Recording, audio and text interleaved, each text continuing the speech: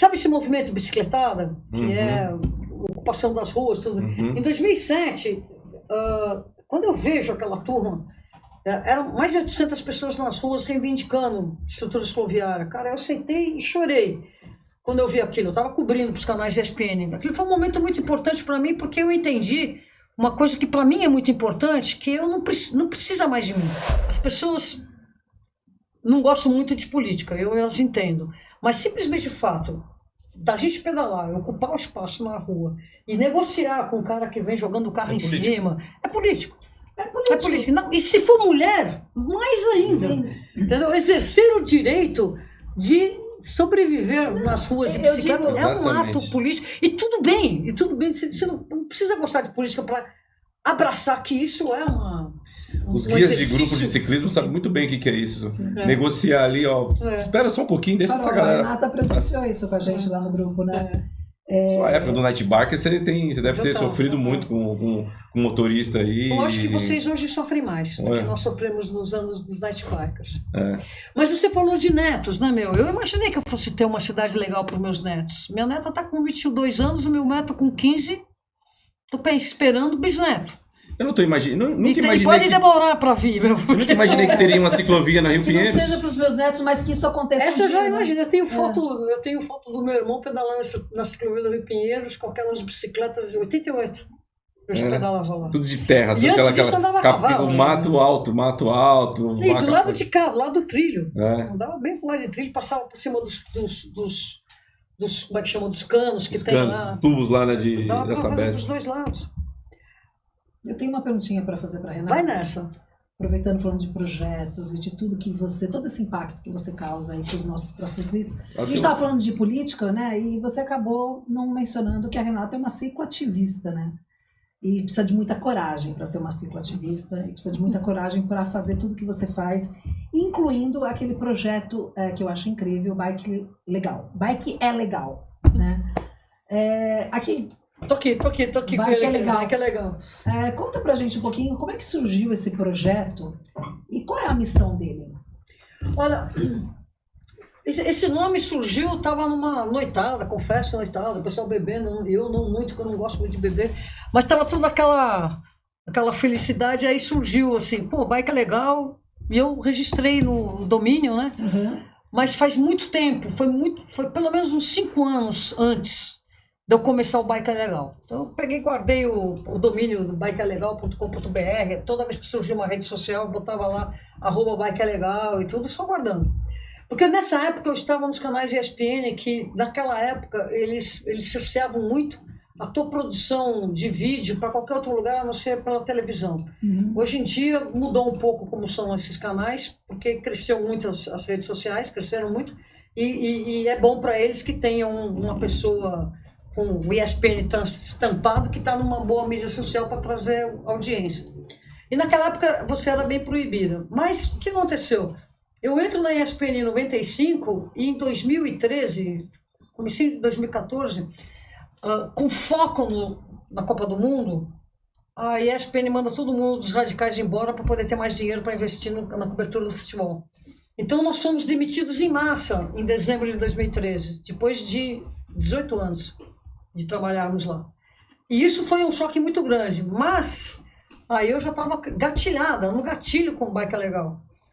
E o nome diz tudo, né? Porque é um nome que tem esse sentido duplo. Bike está na lei, se não gostou, vamos cumprir, vamos legal, legalmente falando, juridicamente, né? ela está na lei. E bike é legal, é bacana, né? Aquela coisa assim. E aí a gente ainda perdeu um certo tempo no nosso entender, porque nós começamos, depois que a gente saiu da ESPN, eu fui contratada pelos canais, pela TV Gazeta, que é um canal que eu gosto muito. Aliás, eu trabalharia na Gazeta com o maior prazer, porque é um canal aberto, com uma participação que o formador de opinião pública da periferia assiste. Porque é um canal que não está balizado em cima de uma coisa pasteurizada de uma TV como a Globo. Sim. Quem vai lá e questiona um jornalismo da Globo, que pode ou não questionar, procura outras informações e vai encontrar onde? Na TV Cultura e na TV Gazeta. Teve um tempo que também encontrava no Canal 21, quando tinha um bom jornalismo no 21, que não tem mais. Então, assim, a TV Gazeta, ela consegue penetrar muito em quem pensa, em quem tem opinião própria. É um formador de opinião pública mesmo. Então eu gostava muito de lá. Era muito raiz, né? E aí aconteceu, eu perdi um certo tempo de crescer no YouTube nessa época. Mas tão logo chegamos nas redes sociais verticais, né? A gente cresceu bastante. E qual é a proposta? Ensinar as pessoas a pedalar. Todo tipo de bicicleta. Aliás, eu tenho uma paixão muito grande pela bicicleta simples. A fixa, por exemplo? A fixa, ela não é simples. Você acha? Na verdade, ela não é simples. Ela como uma bike simples, não, né? Estou equivocada. Ela pode ser a monomarcha, sem marcha.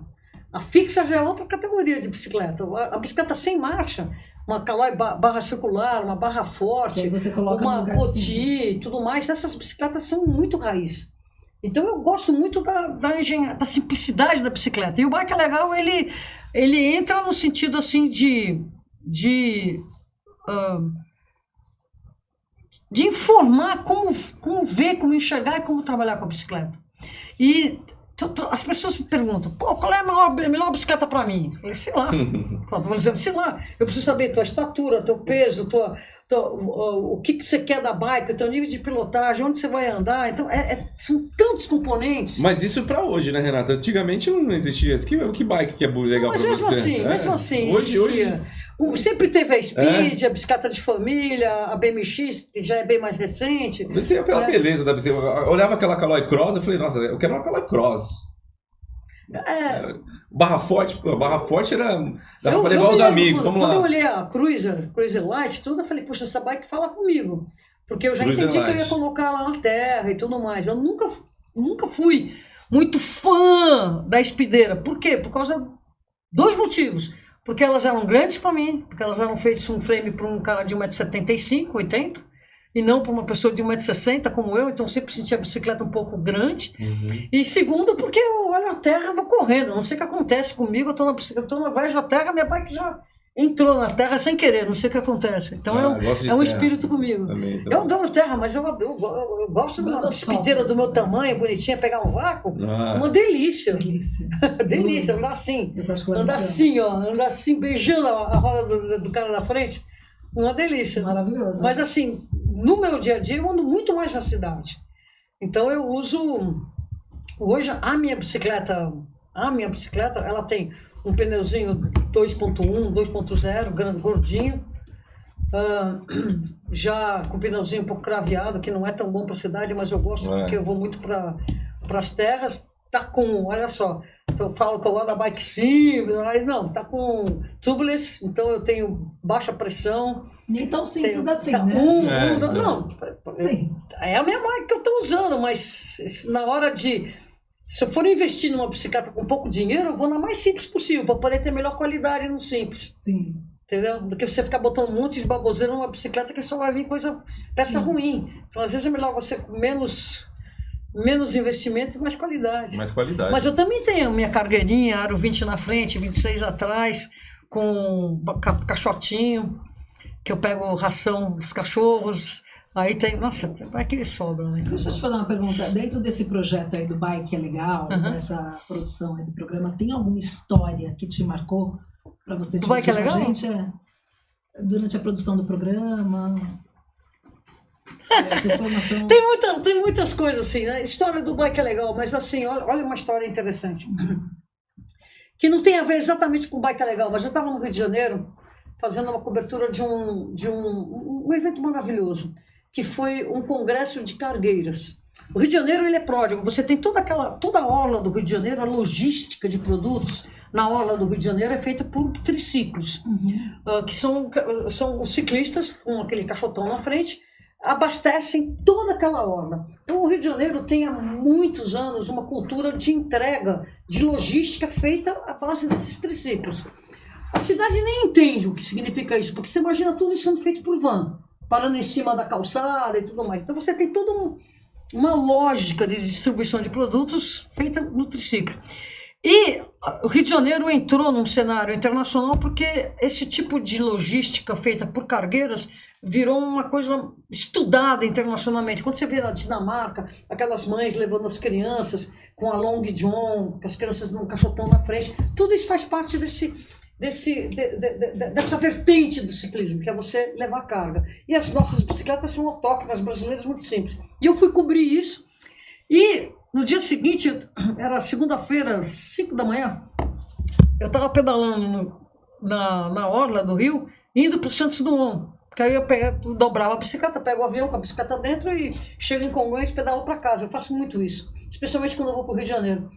E eu estava voltando 5 da manhã no Rio de Janeiro, é bom que você não esteja sozinho na rua, você tem que estar olhando alguém. Aí eu vi um ciclista na frente, eu acelerei, encostei no cara, né? Eu passei junto, poxa, claro, Renato, pô, você me conhece, claro que eu te conheço, claro, fomos conversando, que legal, tudo assim. E tem mais, eu conheço o teu cachorro. Como assim você conhece o meu cachorro? É, o Zé Caramelo.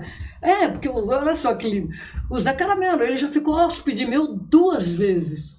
E esse cara morava no Niterói. E eu conto a história, olha como é que é linda essa história. O Zé Caramelo, o Zé é o que coloquei. O Caramelo, ele acompanhava um cicloturista colombiano. Quando chega na cidade de Angra dos Reis, ele pula para a bicicleta de um cicloturista brasileiro chamado Zé Batista.